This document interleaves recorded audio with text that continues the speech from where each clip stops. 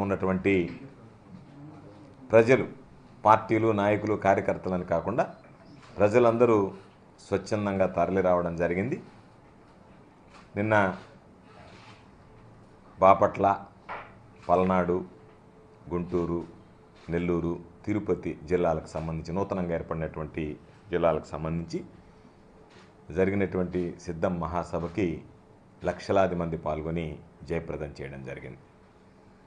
నెల్లూరు జిల్లాకు సంబంధించి పెద్ద సంఖ్యలో పాల్గొన్నటువంటి ప్రతి ఒక్కరికి ముందుగా నా హృదయపూర్వకమైనటువంటి కృతజ్ఞతలు తెలియజేస్తున్నాను. అయితే దాదాపుగా 2006 నుంచి ప్రత్యక్ష రాజకీయాల్లో ఉన్నాం.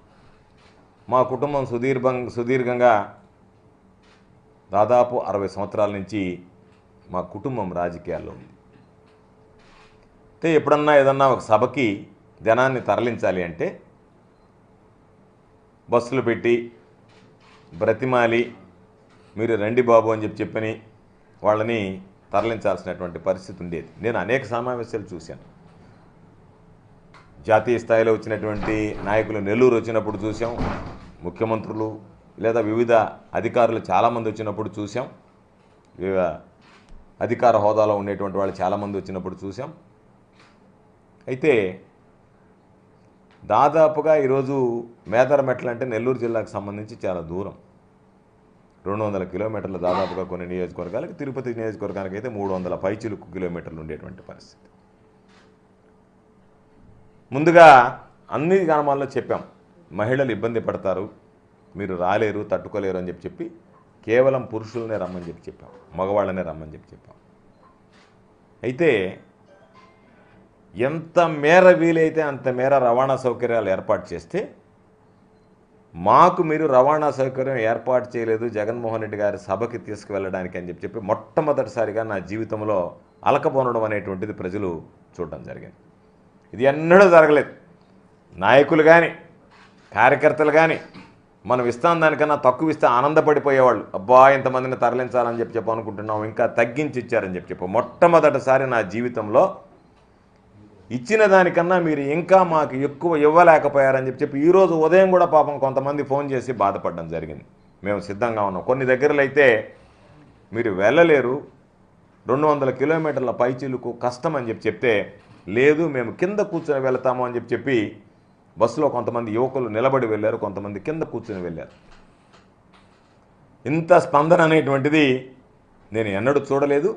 ఇది ప్రతి ఒక్కరికి తెలిసినటువంటి విషయం, ఈరోజు ప్రతి ఒక్కరు చర్చించుకునేటువంటి విషయం. గ్రామాలలో బస్సు వెళ్ళిన వెంటనే చెప్పినటువంటి వాళ్ళు కాకుండా చెప్పనటువంటి వాళ్ళకి కూర్చొని బస్సులు నిండిపోయాయి. ఈ చెప్పినటువంటి వాళ్ళు పాపం ఎక్కలేకపోయారు, నిలబడిపోయారు, ఆగిపోయారు, నిలిచిపోయారు. అందరికీ చెప్పాం, వేల సంఖ్యలో బస్సులు బయలుదేరుతున్నాయి, వేల సంఖ్యలో కారులు బయలుదేరుతున్నాయి, వేల సంఖ్యలో టెంపోలు లాంటి ప్రైవేటు వాహనాలు బయలుదేరుతున్నాయి.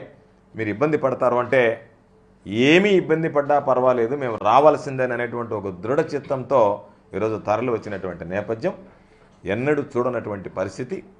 లక్షలాది మంది తరలి వచ్చి జగన్మోహన్ రెడ్డి గారికి ఆశీస్సులు అందించడం జరిగింది. ఇది నిజంగా ఆంధ్ర రాష్ట్రానికి సంబంధించినటువంటి ఇది ఒక చరిత్ర. అంతమంది ఒక దగ్గర గుమికూడడం, జనాన్ని ఒక్కసారి కింద ఉన్నటువంటి వాళ్ళకన్నా స్టేజ్ మీద ఉన్నటువంటి వాళ్ళని చూస్తే అసలు కళ్ళు తిరిగేటువంటి పరిస్థితి, ఒక అలలాగా జనసముద్రంలాగా ఎక్కడ చూసినా సరే. కాబట్టి అంత కష్ట నష్టాలకు వచ్చి ప్రజలు అంత పెద్ద ఎత్తున పాల్గొని జగన్మోహన్ రెడ్డి గారికి ఆశీస్సులు అందించడానికి తరలి వచ్చినందుకు ప్రతి ఒక్కరికి పేరు పేరున నా హృదయపూర్వకమైనటువంటి కృతజ్ఞతలు తెలియజేస్తున్నాను. అయితే ఎందుకు జనం ఇంతమందికి రావడానికి కారణం అంటే,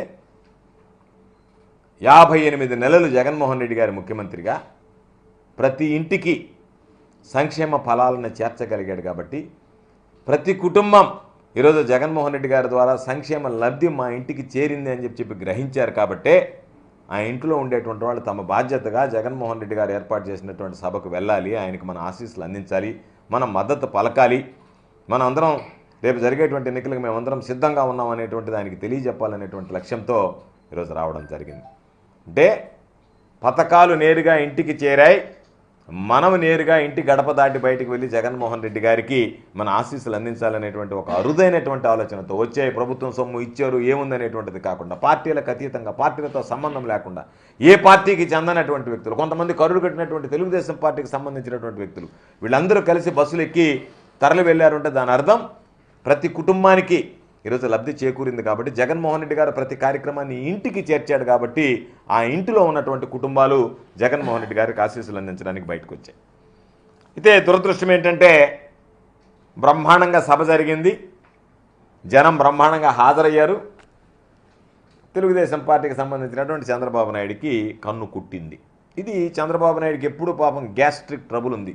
ఏది జగన్మోహన్ రెడ్డి గారి సభ జరిగినా వెంటనే కడుపు మంట ప్రారంభమవుతుంది. దాన్ని ఆ మంటకు ఉపశమనం ఏంటంటే తనకున్నటువంటి అనుకూల మీడియా, దాంతోపాటు వాట్సప్, సోషల్ మీడియాలు, దాంతోపాటు ఇంక రకరకాలైనటువంటి యూట్యూబ్ ఛానల్స్ వీటిని పెట్టి రకరకాలుగా తిప్పి సాయంత్రానికి ఆ మందు ఏంటంటే సరిగ్గా జరగలేదనేటువంటిది రాయించి చూపించి పోస్టింగ్లు చేయించి సంతృప్తిపడి పొనుకొని నిద్రపోయేటువంటిది అలవాటు.